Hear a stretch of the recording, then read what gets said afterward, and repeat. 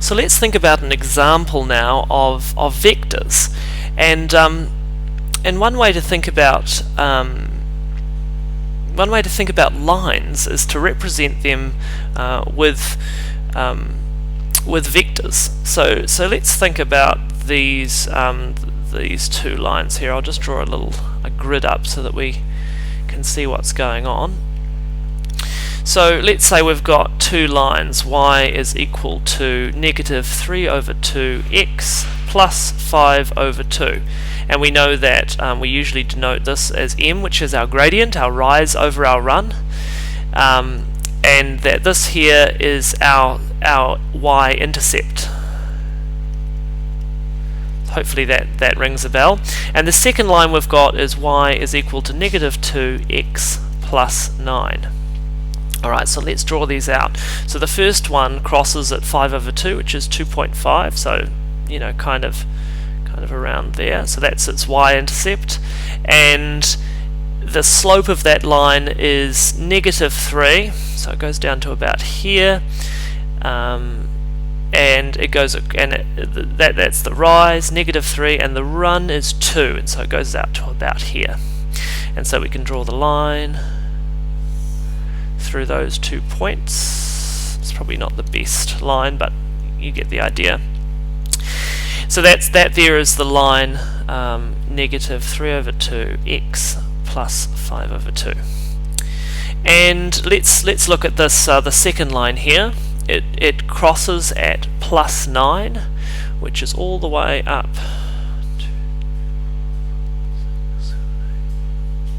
here, and it has a slope, its rise is negative 2 over 1, and so we go down to here, and its run is 1. So if we were to draw a line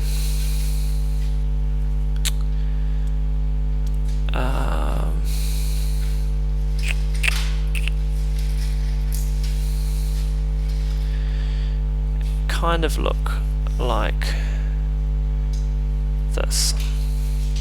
And you can see that if these 2 points keep going, they're going to cross over eventually. And when they cross over, that will actually be our solution. So what do we know about this solution? Well, we know that it's going to be negative y, and we know it's going to be a positive x value. That's what we're expecting. We're expecting a solution all the way down here. And so how do we usually solve this? Well, one simple way of doing this is we can solve it using simultaneous equations, which you probably learnt at school. So let me rearrange this into a form which looks a little bit more like what we're used to with simultaneous equations. So I'm going to rearrange this so that the variables are on the left hand side, and I'm going to equate that to any numbers that are left over. So we can write, if we times this whole thing by 2,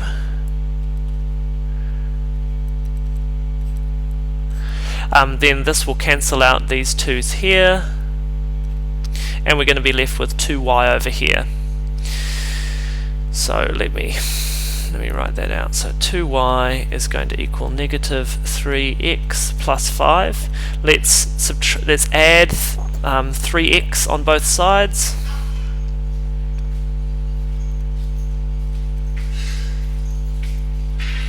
That's going to cancel out this 3x and that 3x, and we're going to get 2y plus 3x is equal to 5. Now we can do the same with the other equation here, and we're going to get 3 plus 2x is equal to 9. Okay, so now that we've got this, we can start to think about how to solve that using a simultaneous equation.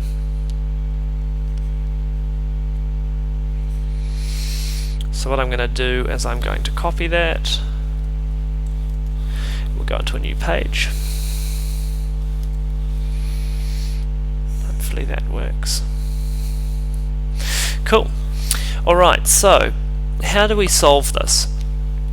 So one of the things that we can learn about solving simultaneous equations is we can solve them by subtracting multiples of the equations from each other.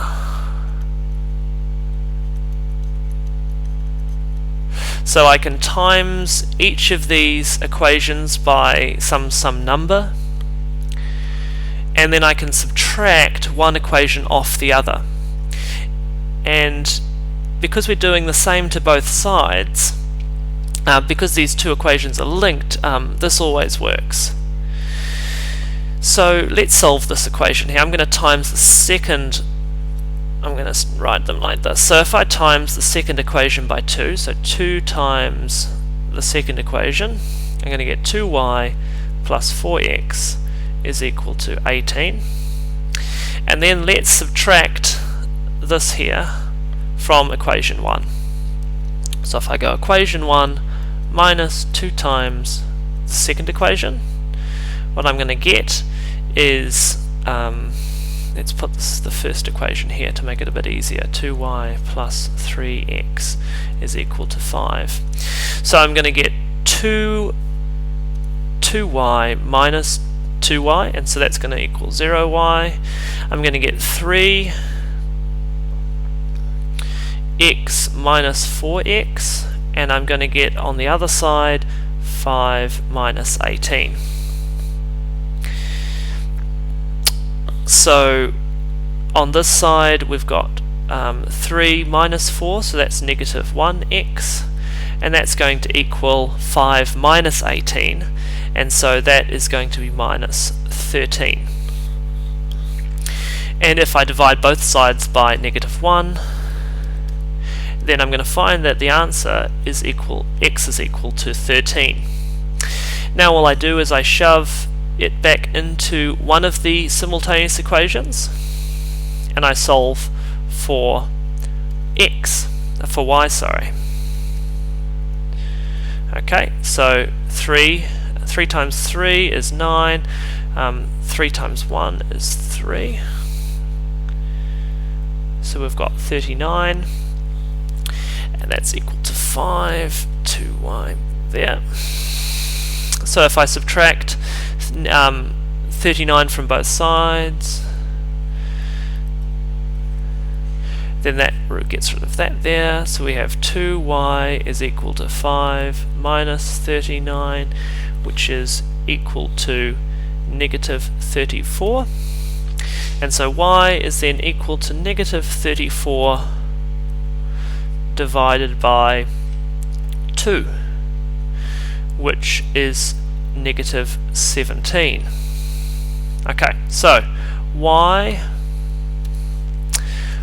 is equal to negative 17, x is equal to 13. So let's go back to our previous page and let's see if that makes sense. So we've got x is equal to 13, y is equal to negative 17. Alright, that makes sense, right? Because x, the place in which we think they're going to intercept is positive x, and it's negative y, so it's in this quadrant here.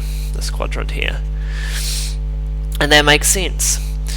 So that's one way of doing it.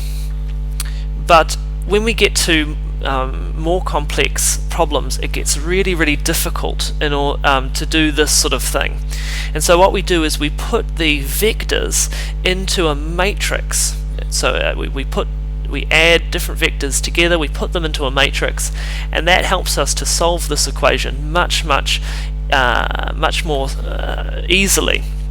So I'll show you how to put it into a matrix, and then the rules that we can use in order to kind of solve this without using the algebra that you're used to.